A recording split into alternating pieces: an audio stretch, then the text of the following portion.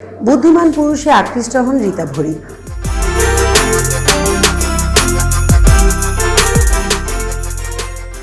Tollywood অভিনেত্রী রীতা ভরি Chakraborty TV পর্দায় ললিতা চরিত্র দিয়ে অভিনয়ে পথ চলা শুরু করেছেন।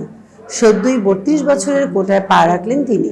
বরাবরই জীবনটা ফাটাফাটিভাবে বাঁচতে ভালোবাসেন এই অভিনেত্রী। এমনকি তিনি যে স্যাপিওসেক্সুয়াল গোত্রের সে সম্পর্কেও সোজা সাপটা জানিয়েছেন রীতা ভরি। নুসরাত জাহান সঞ্চালিত চ্যাট শোতে সম্পর্ক নিয়ে খোলামেলা আলোচনা করেছেন রীতা ভরি চক্রবর্তী। অভিনেত্রীর কথায় আমার মতে মনের আর শরীরের ক্ষুধায় কোনো পার্থক্য নেই। কাউকে ভেতর থেকে চাইছি, তাকে নিজের করে নিতে কোনো দ্বিধা থাকতে পারে না। নিজেকে স্যাপিওসেক্সুয়াল বলেছেন রীতা ভরি, অর্থাৎ বুদ্ধিমান পুরুষের প্রতি আকৃষ্ট হন তিনি। রীতা ভরির কাছে নুসরাত প্রশ্ন করেন, সবচেয়ে অদ্ভুত কোন জায়গায় সম্পর্ক লিপ্ত হয়েছে? হাসতে হাসতে নায়িকা বলেন, রান্নাঘরে।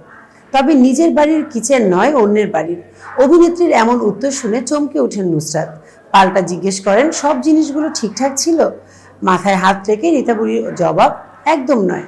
আবারও হেসে ওঠেন দুজনেই। পুরুষতান্ত্রিক সমাজে আজও মেয়েদের নিয়ে কাটাছেঁড়া করার প্রবণতা বন্ধ হয়নি, তা ভালোভাবেই জানেন রীতা ভরি।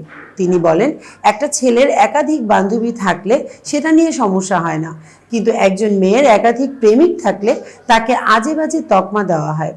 মনোবিদ তথাগত চট্টোপাধ্যায়ের সঙ্গে বিয়ের কথা পাকা ছিল রীতা ভরি। আংটি বদলের পর লিভ-ইনে থাকার কথাও জানিয়েছিলেন নায়িকা।